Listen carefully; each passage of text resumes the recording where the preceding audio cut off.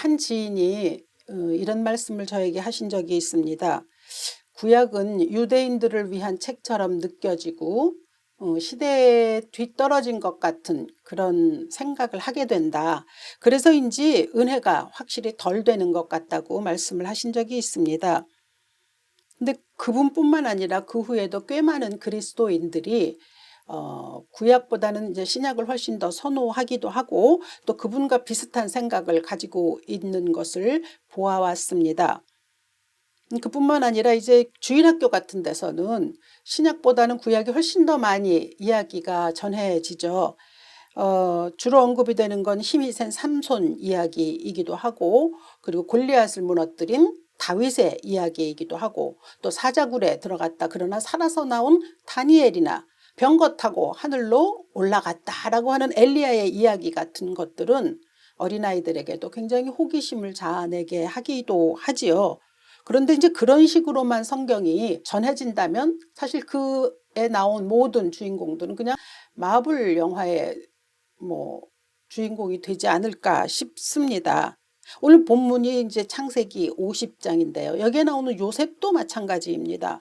그는 형제들의 시기, 질투로 인해서 가진 고생을 했죠. 그런데 나이 30에 애굽의 총리 대신이 되었다라고 하는 입지전적인 인물로 성경에는 그려집니다.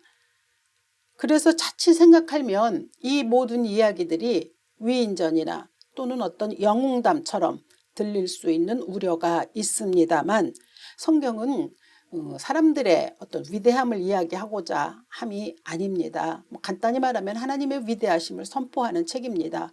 그리고 그것을 좀 더 구체적으로 이야기하자면 구약과 신약은 단 하나의 주제, 메시지를 전하고 있는데 그것은 예수 그리스도입니다. 하나님께서 예수 그리스도를 보내셔서 어떻게 인간을 구원하시는지, 그리고 당신이 우리들에게 주신 생명의 역사를 어떻게 이어가시는지가 성경의 가장 근본이고 핵심입니다. 우리가 이제 만약에 우리의 사는 삶, 이것을 이제 드라마로 생각해 본다고 할 때는 성경은 하나님이 연출하시는 이 우주, 그리고 사람에 관한 위대한 놀라운 그런 한편의 드라마라고 할 수 있습니다. 그리고 그 안에 들어있는 핵심은 인간에게 주어진 구원과 생명이죠. 물론 이스라엘 역사를 배경으로 하고 있습니다. 그렇지만 이스라엘 역사를 알리려고 하는 것은 목적이 아닙니다. 단지 이스라엘이 드러나는 이유는 예수께서 그 혈통으로 오셨기 때문입니다. 이 웅장하고 위대한 드라마 속에 하나님께서는 참으로 많은 사람들을 출연시키십니다. 그리고 그들에게 각기 맡은 배역들이 있죠. 우리는 그 구약의 역사나 또 신약의 역사를 통해서 배울 수 있는 것은 끊임없이 하나님을 거역하고 죄를 짓는 인간들의 모습이고, 그러나 그럼에도 불구하고 그 모습을 그대로 받아들이고 그리고 그들을 구원하시려고 하시는 하나님의 우리를 향한 놀라운 사랑을 보게 됩니다. 어떻게든지 인간을 구원해내시려고 하는 그런 일들이 성경에 들어 있습니다. 그리고 그 모든 일들 가운데에서는 하나님의 주도권이 이 세상의 그 놀라운 일들 가운데 구석구석 들어있음을 발견할 수 있습니다. 오늘 본문은 요셉의 이야기입니다. 이제 창세기의 마지막이죠. 야곱이 그동안에 말하자면 그 가족의 버팀목이었다고 할 수 있습니다. 그 형제들이 다 요셉을 죽이려고 했잖아요. 그랬으니 그 나중에 이제 다 같이 만났을 때 얼마나 어색했겠습니까? 그러나 이제 아버지가 있었기 때문에 뭐 그럭저럭 넘어가지 않았을까 이렇게 생각이 됩니다. 왜 우리 가정에서도 그런 거 많이 보잖아요.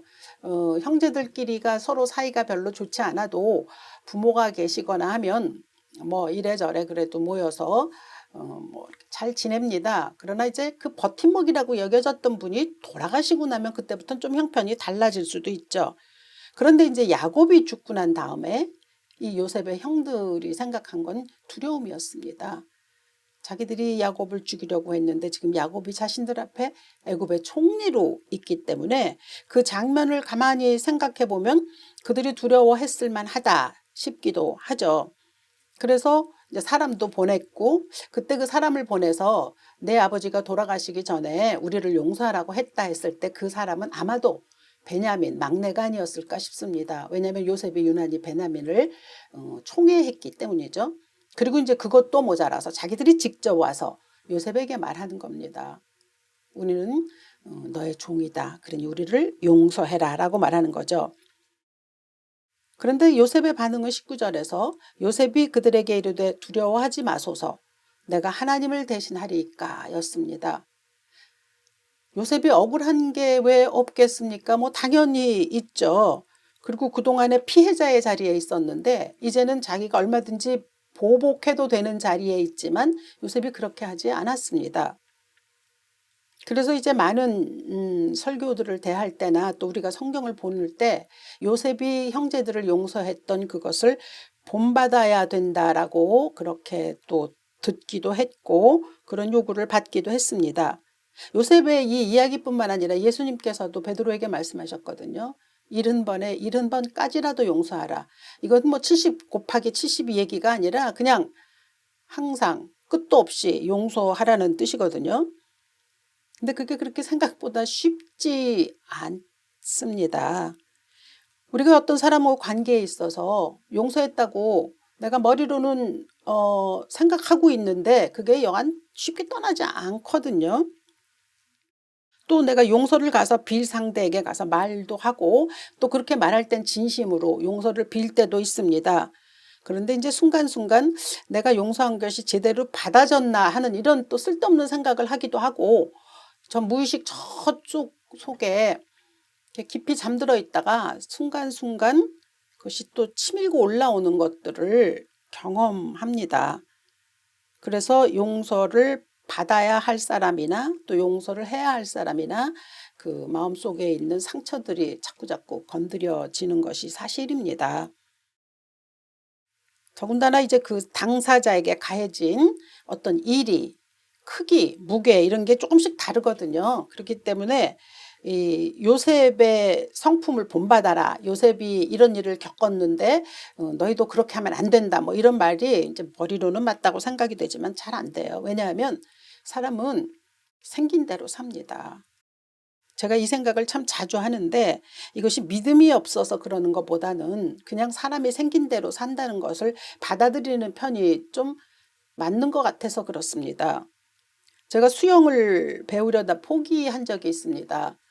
한 번에 한 30명이 같이 레슨을 받는데 저만 수영을 배우지 못했습니다. 그때 그 선생님이 저보고 10,000명 중에 하나는 물에 뜨지 않는 사람이 있는데 그런 거 아닌가 이렇게 생각을 했거든요. 근데 그 이유는 제가 물을 무척 두려워하기 때문입니다. 물에 빠져 죽을 뻔한 경험이 있어서 굉장히 그게 두렵습니다. 그러나 그렇지 않은 사람은 또 물을 굉장히 좋아하죠. 금방 익힙니다. 그러니까 사람마다 그런 것도 다르고 성정도 다릅니다. 가지고 태어난 성품도 다릅니다. 그래서 용서가 이렇게 일관적으로 동일하게 적용될 수는 없다라고 하는 점이죠.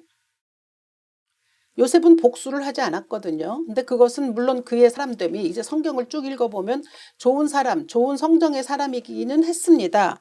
그러나 그가 사람이 좋아서 복수를 하지 않은 것이 아니라 성경을 자세히 읽어보면 자신을 향한 하나님의 개입, 그것에 대한 강한 인식이 있었기 때문입니다. 그래서 20절에 요셉이 이렇게 말하죠. 당신들은 나를 해하려 하였으나 하나님은 그것을 선으로 바꾸사 오늘과 같이 많은 백성의 생명을 구원하게 하시려 하였나니라고 그렇게 말했습니다. 내가 하나님을 대신할 수 없습니다. 왜? 이 모든 일들은 하나님이 당신의 생각대로 계획대로 하신 일 속에서 일어난 일이기 때문에 내가 하나님을 대신한다는 건 이건 말이 안 됩니다 라고 말하는 거죠. 그리고 하나님이 하신 일들을 고백했습니다.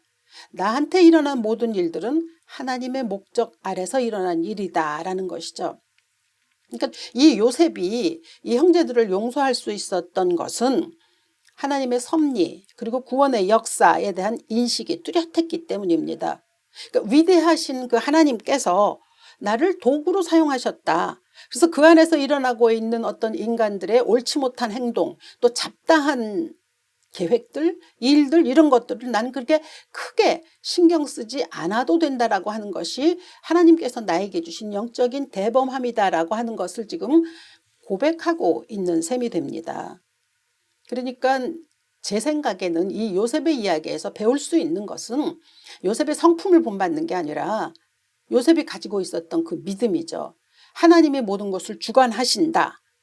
바로 그 점을 우리가 본받아야 한다는 거죠.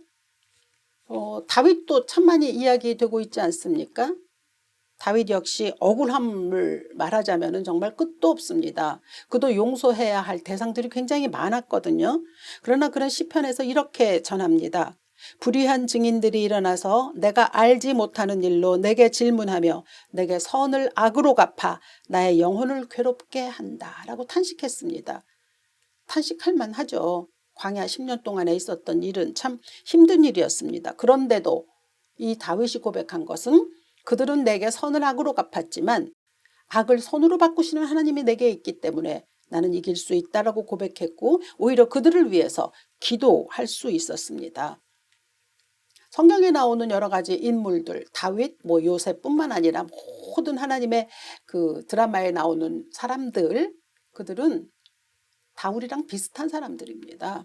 그들이 잘나서 하나님이 그들을 택하신 게 아니라 하나님의 일에 그냥 사용되었을 뿐입니다. 우리도 살다 보면 억울한 일 많이 있거든요. 또 속삭한 것도 있습니다. 이유 없이 고난을 받을 때도 있고 또 여러 가지 일들이 있습니다. 근데 이것이 종말 때까지 사라지지 않습니다. 결코 없어지지 않아요. 늘 따라다닙니다. 사건도 사고도 또 사람을 대하는 태도에 있어서도 우리에게 필요한 것은 이 모든 일 가운데 하나님의 역사하심이 하나님의 섭리가 들어있다라고 하는 바로 그 점이죠. 세상에서 일어나는 모든 일, 그것이 악하든 선하든 결코 우연은 없습니다. 그리고 운명인 것도 아니죠. 오직 하나님의 섭리만 있을 뿐입니다. 민족이나 개인이나 그 안에는 하나님께서 행하시고자 하시는 그 계획이 그대로 이루어지고 있다라고 하는 그것에 대한 영적인 감각 그리고 그것을 볼 수 있는 시선 이런 것들이 우리에게 있어야 합니다. 그래야 우리 삶이 좀 편안하고 또 단순하고 무엇보다 하나님께서 악을 선으로 바꾸실 것을 굳게 믿기 때문에 내가 하나님 대신 들어서는 이런 판단을 하지 않게 됩니다. 그런 우를 범하지 않게 되는 거죠. 이 요셉 이야기에서의 가장 중요한 중점이라고 하면 악을 선으로 바꾸사 생명을 허락하시는 하나님의 구원입니다. 그러니까 이 창세기를 읽으면서 요셉의 성품을 본받자 또는 형제들이 우애를 가지고 살아야 한다 이런 이야기 도덕적인 교훈을 끄집어내면 그것은 본질로부터는 조금 멀어지는 것이고 사실은 그 다음 후차적인 이야기가 되는 것이죠. 우리 삶에 직접 개입하시는 하나님의 주도권에 대한 확고한 믿음 그게 우선이어야 합니다. 그럼 이 구원의 역사 이제 우리가 예수님이 신약에 보면 십자가에 달려 죽으심으로 우리에게 구원을 베푸셨다라고 하는 것을 누구나 다 알고 있습니다. 그러나 이 구원의 역사는 창세기 3장부터 시작되었습니다. 원래는 이제 태초부터 된 것이기도 하죠. 그래서 그 창세기 3장부터 시작돼서 아브라함과 다윗의 자손이신 예수 그리스도에게서 완성됩니다. 그래서 마태복음은 예수님의 족보를 설명할 때 아브라함과 다윗의 자손 예수 그리스도의 세계라고 그렇게 소개한 것이죠. 그렇다고 하면 오늘 본문에서 이 요셉의 이야기, 요셉이 구원의 역사에 동참했다라고 하는 이 이야기는 어떻게 연결되느냐라고 하는 것을 살펴보자면 이것은 출애굽과 관계가 있습니다. 이게 중요한 거죠. 창세기의 5분의 1이나 되는 그 부분이 요셉의 이야기로 점철되어 있습니다. 그 이유는 다른 것이 아니라 요셉 때문에 모든 가족이 애굽으로 옮겨졌고 그리고 그곳에서 400년 동안의 노예 생활을 하고 다시 이제 출애굽했기 때문입니다. 출애굽 그것은 하나님의 계획과 하나님의 행하고자 하시는 그 일에 있어서 무척 중요한 사건입니다. 그리고 하나님은 그것을 아주 오래전에 계획하셨죠. 계획하신 후에 단 한 사람 누구에게? 아브라함에게 이미 창세기에서 알려주셨습니다. 몇백 년 전이거든요. 창세기 15장을 보면 여호와께서 아브라함에게 이르시되 너는 반드시 알라 내 자손이 이방에서 객이 되어 그들을 섬기겠고 그들은 400년 동안 내 자손을 괴롭히리니 하고 그렇게 말씀하셨습니다. 그러니까 400년 동안 애굽에서 종살이 할 것을 이미 오래전에 아브라함에게 얘기하셨거든요. 아브라함 믿음의 조상 될 만하죠. 하나님께서 당신의 계획을 일러주셨으니까. 그리고 세월이 지나면서 아브라함과 이삭과 야곱 그리고 요셉의 때에 하나님께서 이 백성들을 애굽으로 보내셨습니다. 그러니까 이게 하나님의 계획 속에 이루어진 거죠. 그래서 하나님이 요셉을 미리 애굽으로 보내셨습니다. 이 일에 대해서 시편에서는 시편 기자는 105편에서 또 이렇게 전합니다. 그가 또 기근을 불러 그 땅에 임하게 하여 그 의뢰하는 양식을 다 끊으셨도다. 한 사람을 앞서 보내셨으며 요셉이 종으로 팔렸도다. 하나님께서 출애굽의 사건을 만드시기 위해서 행하신 일들은 일단 이스라엘의 흉년이 되게 하시는 일이었고, 그 일을 위해서 결국은 이 야곱이 가족들이 전부 애굽으로 내려갔고 거기서 요셉을 만난 것이죠. 종으로 팔리게 하신 것 하나님의 계획이라고 시편 기자는 선포합니다. 그 종으로 팔려서 그 발이 착고에 상하여 그 몸이 쇠사슬에 매였다라고 미리 전하고 있거든요. 그러니까 여호와의 말씀이 응하여서 저를 단련하실 때까지 요셉은 그 일을 감당할 수밖에 없었다는 거죠. 때로 우리의 삶에서도 하나님의 행하시는 계획 속에서 이렇게 단련을 받고 고난 속에 놓여 있는 사람들도 있습니다. 출애굽은 하나님께서 계획하신 일입니다. 그리고 그 역사를 통해 모든 사람들이 그 안에 동참해서 각자 이제 자기의 배역들을 감당합니다. 그 가운데는 뭐 악역도 있고 또 그리고 선한 역도 있겠죠. 그래서 이게 가만히 보면 하나님의 창조의 역사 그리고 구원의 역사, 신약에 이르러 예수가 오시기까지 사람들이 겪었던 모든 삶의 경험은 하나님의 말씀대로 잘 살아갈 때는 참 축복의 삶을 살아가기도 하다가 우리 인간의 생각이나 또 우리의 죄된 본성으로 인해서 실수하거나 또 하나님의 말씀을 거역하거나 할 때는 무척 힘든 과정을 겪기도 하고 때로는 심판을 받기도 합니다. 그게 이스라엘 역사에서 그대로 일어났기도 했고 그리고 또 개인에게서도 마찬가지입니다. 이것은 요셉과 형제들에게도 동일하게 일어났던 일이었습니다. 그 요셉이 팔려나갔을 때 이 형제들이 그를 이제 팔아버리고 난 다음에 아버지 야곱에게 돌아와서 죽었다고 했거든요. 그리고 이제 피 묻은 옷은 보여주었단 말입니다. 참 잔인한 일 아닙니까? 그 아버지 야곱이 가장 사랑했던 요셉이 죽었다고 생각했으니까 그 한 13년 이상 요셉을 못 보고 지냈거든요. 그 세월에 있어서 야곱은 얼마나 힘들었을까, 뭐 얼마나 비통해 했겠습니까? 상상하기 좀 어렵죠. 그리고 그다음에 형제들은 나름대로 아버지의 괴로워하는 모습을 볼 때마다 그들은 또 괴롭지 않았겠습니까? 양심이 있다면 그럴 수 없죠. 자기들이 저지른 일에 대해서 어떻게 다시 뭐 그야말로 다시 이야기할 수도 없고 솔직하게 터놓을 수도 없고 그런 상황에서 아버지의 괴로움을 그대로 볼 수 있었다라고 하는 것. 우리가 거짓을 마음에 품고 사는 것이 얼마나 괴로운지 다 잘 알고 있지 않습니까? 경험을 통해서. 이 형제들은 그랬을 겁니다. 그랬는데 결국 이제 만나게 되었고 이 요셉의 형제들이 아무 말도 못하고 있을 가운데에서 요셉이 말하는 것으로 인해서 그들의 가정에 구원의 역사가 계속 이어져 갔고 불행했던 가정은 회복이 되었고 또 서로 원수되었던 자들이 화목을 이루었습니다. 그건 뭐냐면 요셉이 하나님의 주도권을 인정했기 때문입니다. 그래서 가끔가다 생각합니다. 한 가정에 한 사람만이라도 뭐 모두가 다 그렇게 동일하게 믿음에 서서 하나님의 주도권을 인정할 수 있으면 더할 나위 없겠지만 한 사람이라도 우리의 삶에 우리의 가정에 일어나고 있는 모든 일에 하나님의 주도권이 분명히 있다라고 하는 것을 인식하게 된다면 그 삶은 좀 바뀔 것입니다. 하나님이 역사하신다, 섭리하신다 라는 것을 분명히 믿는다면 꽉 막힌 것 같은 환경 속에서도 이런 일들이 일어날 수 있다는 게 참 이해가 되지 않는다 할 때도 그래도 이 안에는 하나님의 주도권이 있다라고 하는 것을 믿는 것만큼 우리에게 용기와 힘을 주는 것이 있겠습니까? 여러분들도 뭐 저도 마찬가지입니다. 때로 살다 보면 여러 가지 어려운 일들을 많이 겪는데 그때마다 붙잡을 수 있는 건 오직 한 가지입니다. 하나님이 지금도 역사하고 계시다. 그죠? 그래서 바울이 말하지 않았습니까? 로마서 8장 28절에서 우리가 알거니와 하나님을 사랑하는 자 곧 그 뜻대로 부르심을 입은 자들에겐 모든 것이 합력하여 선을 이룬다. 악한 것도 결국은 하나님의 손에 의해서 당신의 일을 이루는 데 쓰입니다. 오직 하나님만이 그렇게 하실 수 있어요. 인간은 그렇게 못합니다. 인간은 악한 일을 만들어 놓고 그것을 다시 어떻게 선으로 바꾸는, 마음은 원이로되 그렇게 할 수 있는 능력이 잘 없는 거죠.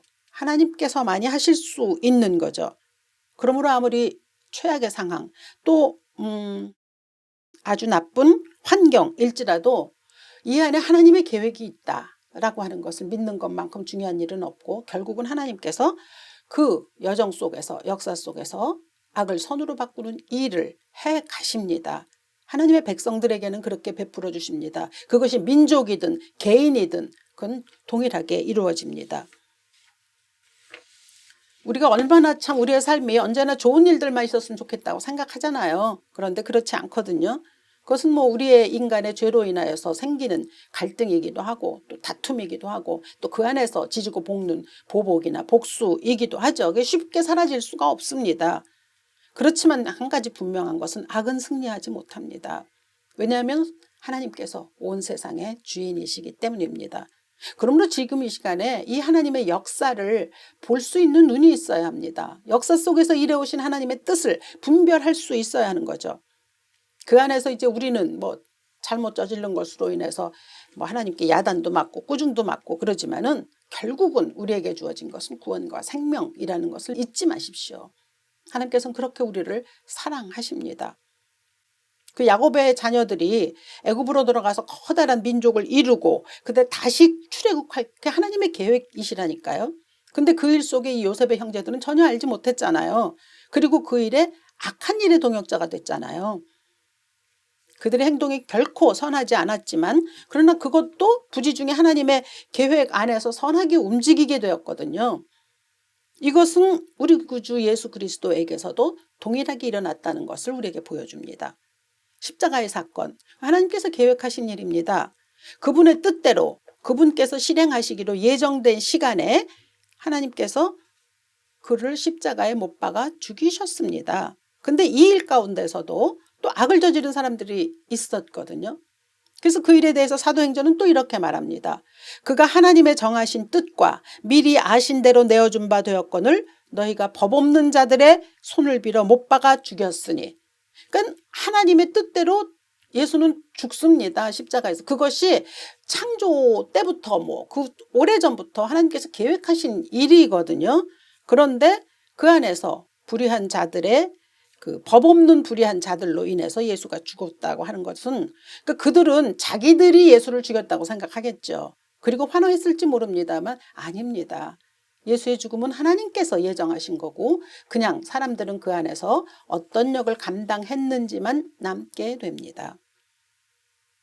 그러니까 세상의 모든 악한 일, 또 악한 죄악된 세력들의 경영, 이런 것들이 하나님의 섭리의 역사를 수종드는 일이 되기도 한다는 것처럼 예수님의 십자가에 못 박히심, 그 죽음, 그것도 하나님의 뜻 아래서 진행된 거였거든요. 그러니까 그걸 가만히 우리가 제대로 볼 수만 있다면, 한 가지 오늘날 우리 삶 속에서 고통당하는 하나님의 백성들에게도 적용할 수 있는 딱 하나, 그것은 뭐냐면 하나님의 뜻 안에서 이 일이 이루어지고 있다라고 하는 확신입니다.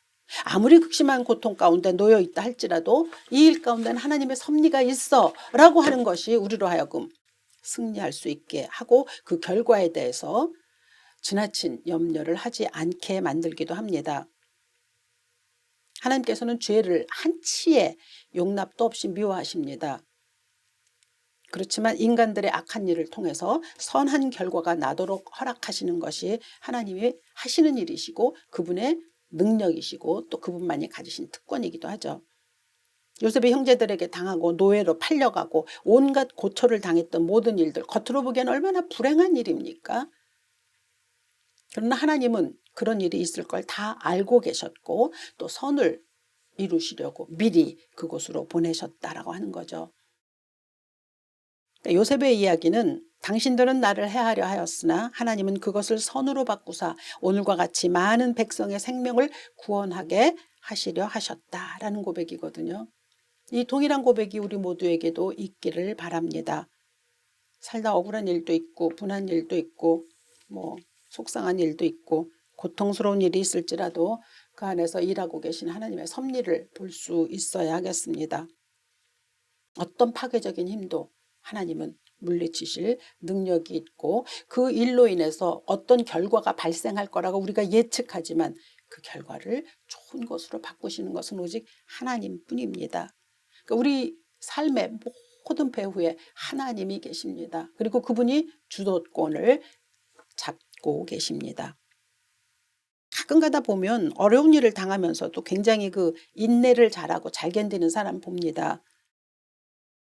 그런데 그런 사람들을 볼 때마다 어떤 느낌이 좀 드냐 하면 저 잘 견디는 저 자랑스러움이 하나님에게로 포커스가 좀 옮겨가면 어떨까 하는 것을 좀 느낄 때가 있습니다. 또 반면에 승승장구하고 또 형통하는 사람, 그런 사람들이 교만하지 아니하고 자랑하지 아니하고 참 겸손하고 선하게 살아가는 모습을 볼 때마다 아, 저들 속에 있는 믿음은 어떤 것이었나를 보게 하죠. 그래서 이제 그런 때는 조금 그들을 본받고 싶은 마음이 생기기도 합니다.